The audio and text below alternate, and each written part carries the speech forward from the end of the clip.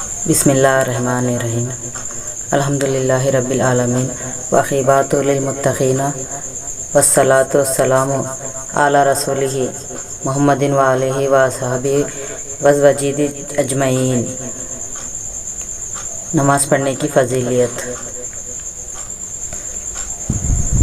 اللہ تعالیٰ نے قرآن شریف میں ارشاد فرماتا ہے کہ اقیموا الصلاۃ وآتوا الزکوٰۃ، یعنی نماز پڑھو اور زکوٰۃ دو۔ نماز پڑھنے کی 70 مقام تاکید کی گئی ہے۔ نماز نہ پڑھنے والوں کے لیے سخت عذاب بتایا گیا ہے۔ حضرت محمد صلی اللہ علیہ وسلم نے نماز پڑھنے والوں کی فضیلت میں سینکڑوں حدیثات موجود ہیں۔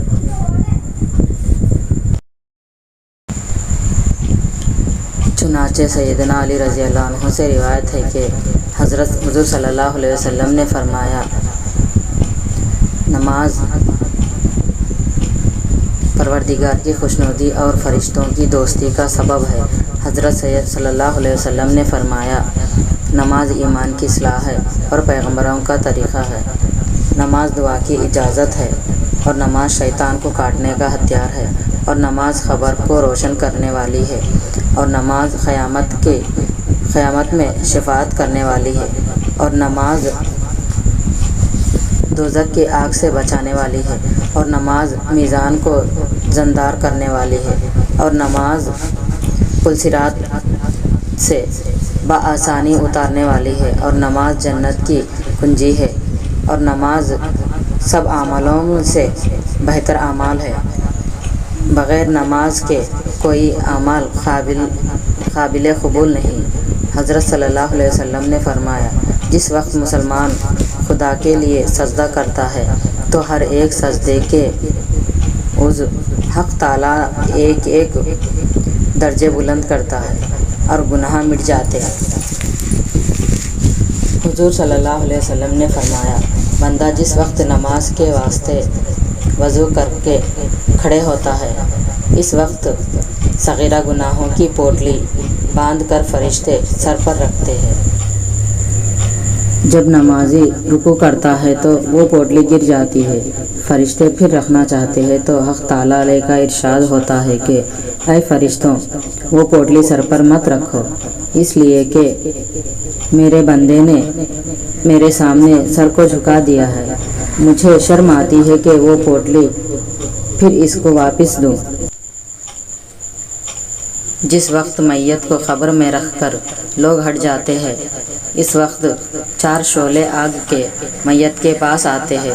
اس کی نماز ایک شعلے کو دور کرتی ہے، اور اس کا روزہ ایک شعلے کو دور کرتی ہے، اور اس کی خیرات جو خدا کے راہ میں دیا تھا وہ ایک شعلے کو دور کرتی ہے، اور صبر جو رنج و مصیبت میں کیا تھا ایک شعلے کو دور کرتی ہے۔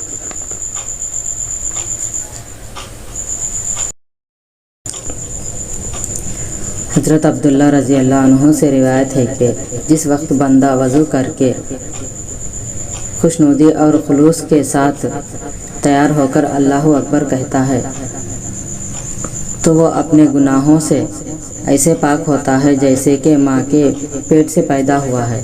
اللہ تعالیٰ نے فرشتوں سے فرماتا ہے کہ اے فرشتوں، دیکھو میرا بندہ سب کو چھوڑ کر میرے پاس آ گیا ہے، میں نے اس کے سب گناہ بخش دیے۔ جس وقت اعوذ باللہ من الشیطان الرجیم کہتا ہے تو اس کے تمام بدن کے ہر ایک بال کے شمار کے برابر نیکیاں لکھی جاتی ہے۔ جس وقت سورہ الحم پڑھا جاتا ہے گویا حج و عمرہ کا ثواب بتایا جاتا ہے۔ جس وقت رکوع کرتا ہے اور سبحان رب العظیم کہتا ہے تو اپنے بدن کے وزن کے برابر سونا چاندی خدا کی راہ میں خیرات کرنے کا ثواب بتایا ہے۔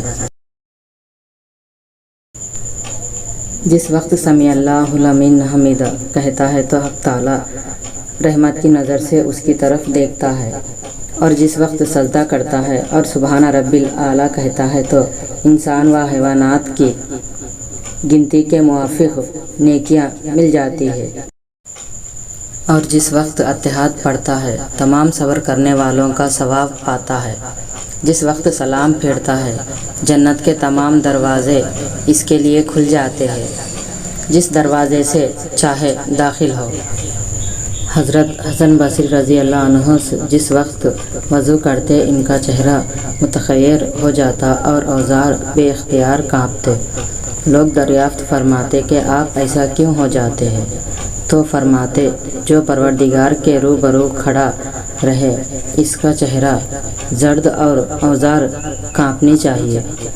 مالک کے سامنے کھڑا رہنا معمولی بات نہیں۔ حضرت سیدنا علی رضی اللہ عنہ جس وقت نماز کو کھڑے رہتے تو زنگ متغیر ہو جاتے اور چشم مبارک سے آنسو نکل جاتے۔ لوگ دریافت کرتے تو آپ فرماتے، یہ امانت اٹھانے کا وقت ہے، جس کو زمین و آسمان اور پہاڑ اٹھا نہ سکے، جس کو انسان نے اٹھا لیا۔ اب ڈرتا ہوں کہ وہ امانت اب خوب طرح سے ادا ہوتی ہے یا نہیں، اس ڈر سے کانپتا ہوں۔